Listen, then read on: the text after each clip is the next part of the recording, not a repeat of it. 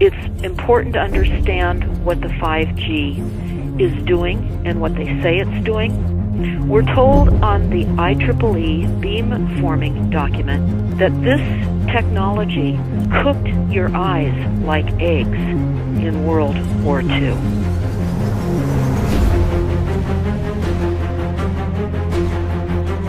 And you all need to understand these are military weapons. These are assault frequencies. If you garner nothing more than that, that's what you need to know. It's microwave radiation warfare, is what this is.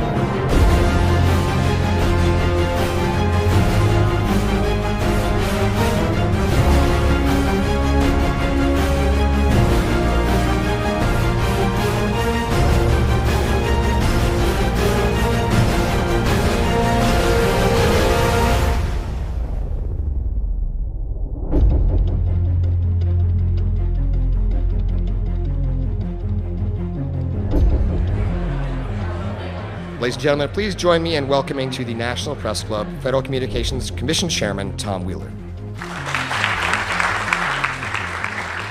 It's an honor to be here at the National Press Club. The first generation wireless, 1G, was voice. The second generation, 2G, allowed both talk and text. Third generation, 3G, the internet in a limited way. And today's technology, 4G, completed that digital migration. But if anyone tells you that they know the details of what 5G is going to become, run the other way. I have to tell people 5G is a killer. I'm Mark Steele. Anybody who hasn't heard me, I'm a weapons systems head-up display expert, one of the leading experts in the world. I've actually brought cover in relation to this, and the reason I became an expert was to invent them. What I'm going to say to you today, do not believe a single word I say. Not one. I want you to do your own research. You'll find it's absolutely terrifying. Phased array is basically radar off the battlefield.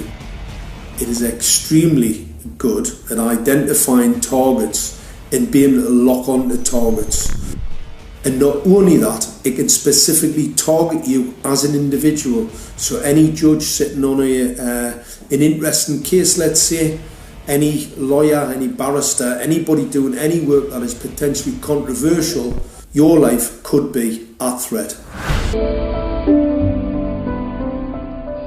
Well, I joined the Royal Navy in 1960. And I specialised in microwave warfare, radar, obviously, which uses microwave, but they don't just teach you radar, they teach you all about microwaves and other uses. So I understood about microwave warfare and how it can damage people, how it can harm people. Microwaves then were used as weapons, as they are today. It is a perfect stealth weapon. And when governments don't like a group of people, for instance, the ladies who protest at Greenham Common in England about the American missile base they camped, they were microwaved. We microwaved Catholics in Northern Ireland to make them sick. It goes on all over the world. And it's a weapon that you don't know you're being targeted because the dose is very, very low, which is actually more dangerous. Yes, 5G will connect the Internet of everything. If something can be connected, it will be connected in a 5G world. Hundreds of billions of microchips connected in products from pill bottles to plant waterers, requiring massive deployment of small cells. We won't wait for the standards. We must reject the notion that the 5G future will be the sole provenance of urban areas. The 5G revolution will touch all corners, and that's damn important. The interconnected world of the future will be the result of decisions we must make today. I'm Sharon Goldberg. I'm an internal medicine physician. I've practiced medicine for 21 years, and my background is mostly academic, internal medicine, hospital-based, clinical research, and medical education. The effects of wireless on health scientifically are very, very clear. So it's always pushed back to the definition of an acceptable level of radiation. And that's what this is, by the way. This is about radiation. Wireless radiation has biological effects, period. My name is Dr. Angie Kolbeck.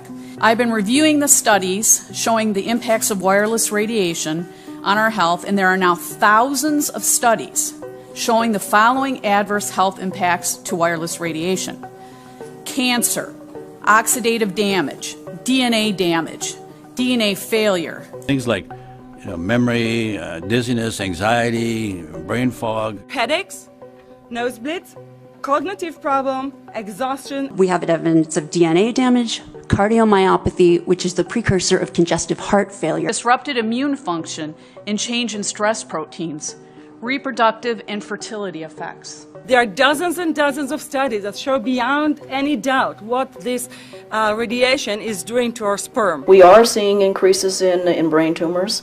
We're seeing increases in Alzheimer's. We're seeing increases in all of the neurotransmitter diseases, ALS, Lou Gehrig's disease, Parkinson's. These are all disease systems that are known to be associated with low-level energy exposures. This is no longer a subject for debate when you look at PubMed and the peer-reviewed literature.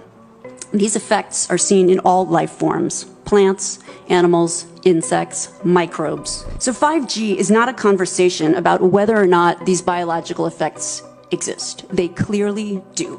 There is scientifically evidence that is so strong that you can be certain that the standards used by the FCC to manage health effects are wrong. We need to start measuring how much radiation are people being exposed to before we roll out 5G. There are 4 kinds of electromagnetic fields that we know are harmful to human health. So radio frequency radiation, magnetic fields, dirty electricity, and electric fields, okay? Our exposure, any given person, and all humans are affected by EMFs. What is our exposure in a day? It's not one cell phone. It's cell phones, it's multiple wireless networks, it's smart meters, it's cell towers. It's this sandwich, and it all adds up.